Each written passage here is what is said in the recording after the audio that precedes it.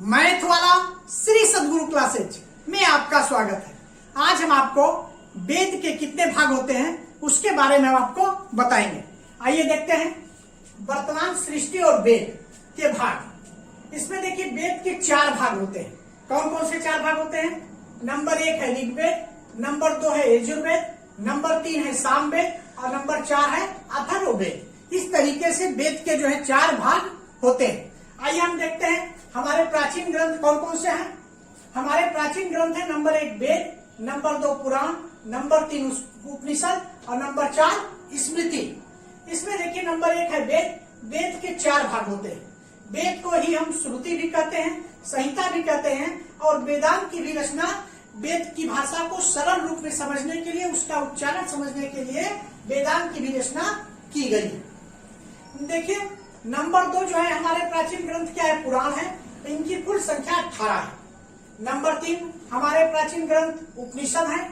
इनकी कुल संख्या 108 है। इसे हम वेदांत भी कहते हैं। देखिए वेद में हम वेदांत कहते हैं, यहाँ पर वेदांत कहते हैं।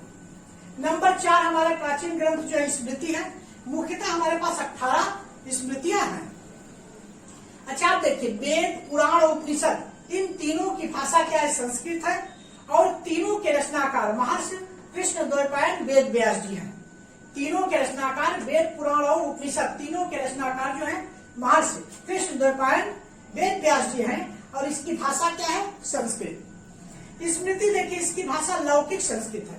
लौकिक संस्कृत और वैदिक संस्कृत 2 संस्कृत होता है। तो जो संस्कृत है वही लौकिक संस्कृत भी है। इसकी भाषा जो है लौकिक संस्कृत है। इसमें विष्णु स्मृति के अतिरिक्त जितने भी स्मृतियां हैं सबकी भाषा जो है संस्कृत है। अब आप देखिए, आप देख रहे हैं कि महर्षि कृष्ण द्वैपायन वेद व्यास इन्होंने ही वेद की रचना भी की है, पुराण की रचना भी की है, उपनिषद की रचना की है। तो ऐसे महान व्यक्ति के बारे में हम देखते हैं कि ऐसे महान व्यक्ति कौन है। आइए इनके बारे में जानकारी देखते हैं। देखिए वशिष्ठ मुनि के पुत्र शक्ति थे। शक्ति के पुत्र पराशर, ये पराशर ऋषि, यही पराशर ऋषि और सत्यवती इन्हीं के पुत्र जो है व्यास जी थे। इन्हीं के पुत्र, इनका प्रारंभिक नाम क्या था? व्यास था। ये विष्णु के स्वरूप है। व्यास जी चुके हैं विष्णु के स्वरूप है। जन्म होते ही बड़े हो गए। जब इनका जन्म हुआ तभी ये बड़े हो गए और तपस्या करने द्वैपायन द्वीप चले गए। तपस्या करने के लिए द्वैपायन द्वीप चले गए।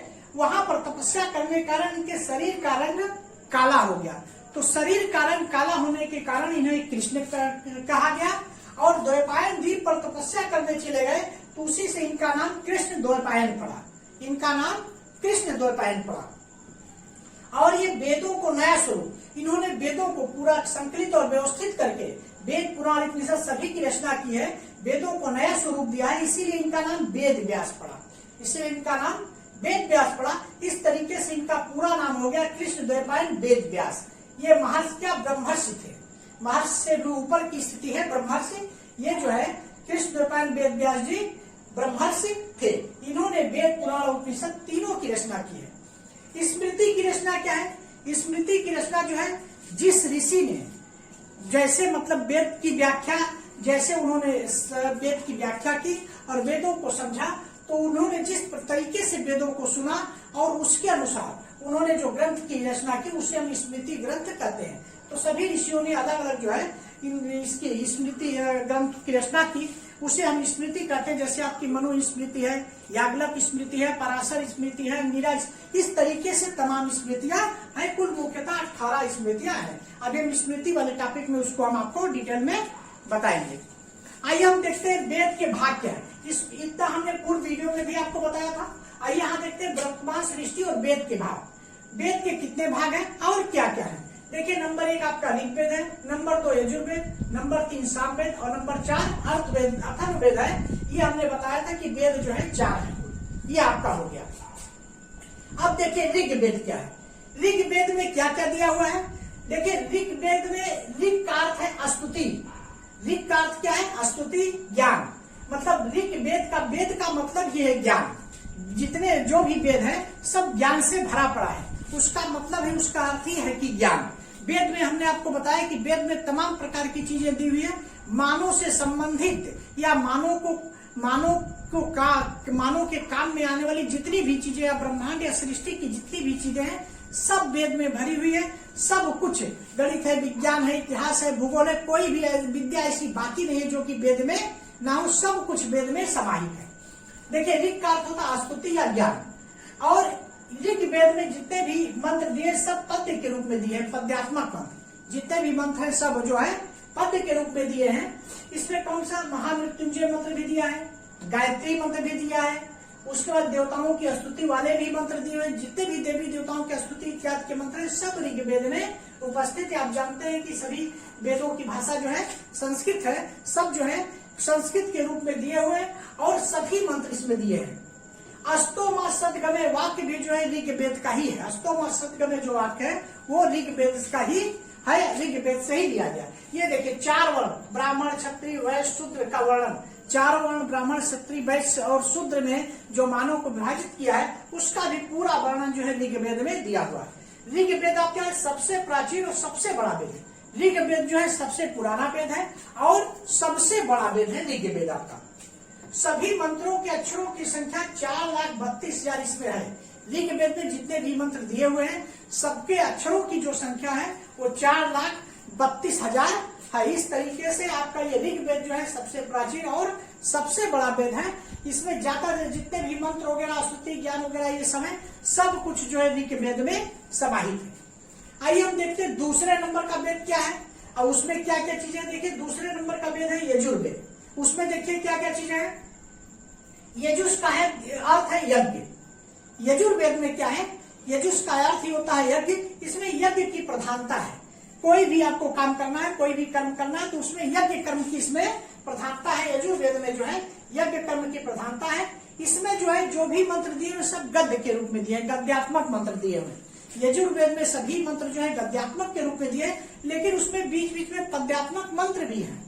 वो जो पद्यात्मक मंत्र आपके दिए गए हैं वो ऋग्वेद व अथर्ववेद से लिए गए हैं। जो भी पद्यात्मक मंत्र आपके यजुर्वेद में दिए वो सब ऋग्वेद और अथर्ववेद के हैं। इसमें देखिए यज्ञ कर्म की प्रधानता है। इसमें जितने भी है यज्ञ कर्म है या यज्ञ कर्म से संबंधित जो भी चीजें सब इसमें यजुर्वेद में दी हुई। कैसे हमको यज्ञ करना है, कैसे कौन सा कार्य करना है, धार्मिक कार्य, सब कुछ इसमें यजुर्वेद में दिया है। यह कर्मकांड प्रधान ग्रंथ है। कर्मकांड से संबंधित जितनी भी चीजें हैं सब जो है यजुर्वेद में दी हुई। कहने का मतलब जो है मानव की जितने धार्मिक कार्य है, कर्मकांड का मतलब कि मानव के जितने कर्म है सब कुछ इसमें दिए हुए हैं। कोई भी कर्म ऐसा बाकी नहीं जो ना दिया हो। जब मानव जो है पृथ्वी लोक पर है तब, और पृथ्वी लोक से जाने के बाद भी वो सुख शांति से वहां पर रहे, उस तरीके से उसके भी पूरे कर्म इसमें दिए हुए हैं। और पृथ्वी लोक में है तो पृथ्वी लोक में वो हंसी खुशी से रहे और सही ढंग से रहे, उसके साथ साथ धार्मिक रीति रिवाजों का पालन करें। वो सब कुछ जो है यजुर्वेद में दिया है। या कर्मकांड प्रधान ग्रंथ है। कर्मकांड का मतलब मानव के सभी कर्मों को इसमें दिया गया है। सभी कर्म मानव के इसमें निहित है। देखिए इसमें 1975 गद्यात्मक मंत्र है। इसमें यजुर्वेद में जो 1975 गद्य के रूप में 1975 मंत्र दिए हुए हैं। इस तरीके से आपने देखा कि ऋग्वेद में जो है सभी प्रकार के मंत्र, स्तुति मंत्र देवी देवताओं के सब कुछ दिए हुए हैं। यजुर्वेद में जो है मानव से संबंधित जितने भी धार्मिक कार्य हैं वो सब दिए हुए हैं। यज्ञ वगैरह कैसे क्या करना सब कुछ विधि जो है यजुर्वेद में दी हुई। तीसरा देखिए आपका वेद है सामवेद। साम का अर्थ होता है गीत संगीत। साम का अर्थ ही है गीत संगीत। ये गीत संगीत, तो ये जो आपका साम वेद है ये गीत संगीत से भरपूर है। इसमें गीतात्मक मंत्र दिए हुए हैं। साम वेद में क्या है, गीत के रूप में, मतलब जो भी मंत्र दिए हैं सब गीत के रूप में, संगीत के रूप में उसको जो है कहने वाले मंत्र है। सभी जो है गीतात्मक मंत्र है। देखिए गीत संगीत प्रधान ग्रंथ है। साम वेद जो है गीत और संगीत से भरा हुआ ग्रंथ है। गीत और संगीत की प्रधानता है सामवेद में। साम का अर्थ क्या होता है, तात्पर्य क्या है, सौम्यता है, उपासना। जैसे सौम्य है, उपासना, ये सब चीजें जो है सामवेद में है। सामवेद में गीत है, संगीत है, सौम्यता है, उपासना है, ये सब जो है सामवेद में भरी पड़ी है। यह भारतीय संगीत का जनक है। वास्तव में अगर कहा जाए तो सामवेद जो है भारतीय संस्कृत का जनक है। कहने का मतलब कि भारतीय संस्कृत की शुरुआत या भारतीय संस्कृत का आदि ग्रंथ सामवेद ही है। ये देखिए सबसे छोटा ग्रंथ है। सामवेद क्या है, सबसे छोटा ग्रंथ है। इसमें आपको 1875 संगीतमय मंत्र है। इसमें कुल मंत्र जो है कितने 1875 जो है संगीतमय मंत्र दिए हुए सामवेद में। ये सबसे छोटा आपका वेद है, तीसरे टाइप का वेद। अब आपने देखा कि सामवेद क्या है, सामवेद गीत और संगीत से भरपूर है, उसमें सब गीत के रूप में दिया हुआ है और इसीलिए इसको संगीत का जनक भी कहते हैं। देखिए चौथे नंबर का वेद है अथर्ववेद। अथर्ववेद क्या है, अथर्ववेद जो है ऋग्वेद, यजुर्वेद, सामवेद सभी का सम्मिश्रण है। अथर्ववेद जो है तीनों वेदों का सम्मिश्रण है अथर्ववेद। अथर्व का अर्थ होता पवित्र। अथर्व का अर्थ क्या है, पवित्र है, ज्ञान है, कर्म है, उपासना, ये अथर्व का अर्थ होता है। अथर्ववेद जो है तीनों वेद ऋग्वेद, यजुर्वेद और सामवेद सभी का मिश्रण है, सभी का मिश्रित जो है अथर्ववेद जो है। अब इसमें देखिए, इसमें रहस्यमय विद्या का वर्णन है। इसमें क्या क्या चीजें, जैसे कुछ रहस्य वाली चीजें जो है उस टाइप का रहस्यमय जितनी भी विद्या, जैसे जादू टोना हो गए और भी भूत प्रेतों संबंधित है और भी कोई चमत्कार वगैरह है, सब जो है अथर्ववेद में निहित है। अथर्ववेद में सबका तरीका है, सब कुछ इसमें अथर्ववेद में दिया गया है। देखिए जैसे जादू हो गया, जादू टोना हो गया, चमत्कार हो गया, चमत्कार इत्यादि, ये सब अथर्ववेद में है। उसके अलावा रोग निवारण, किसी भी प्रकार के रोग का निवारण या रोग को समाप्त करने की, ये सब पूरी विधि, हर चीज जो है अथर्ववेद में, उसके निवारण का पूरा तरीका जो है अथर्ववेद में दिया हुआ है। उसके साथ साथ अथर्ववेद में गणित है, विज्ञान है, आयुर्वेद है और अन्य कई विषयों, मतलब विषयों से संबंधित पूरा भरपूर ज्ञान दिया हुआ है अथर्ववेद में। सब बहुत ही अच्छे तरीके से, इससे गणित, विज्ञान, आयुर्वेद इत्यादि ये सब रोग निवारण से संबंधित जितने भी चीजें हैं अथर्ववेद में बहुत ही डिटेल में, बहुत ही अच्छे तरीके से दिया गया है। इस तरीके से अथर्ववेद जो है ऋग्वेद, यजुर्वेद और सामवेद तीनों का सम्मिश्रण, तीनों से संबंधित चीजें इसमें दी हुई है मिलाकर।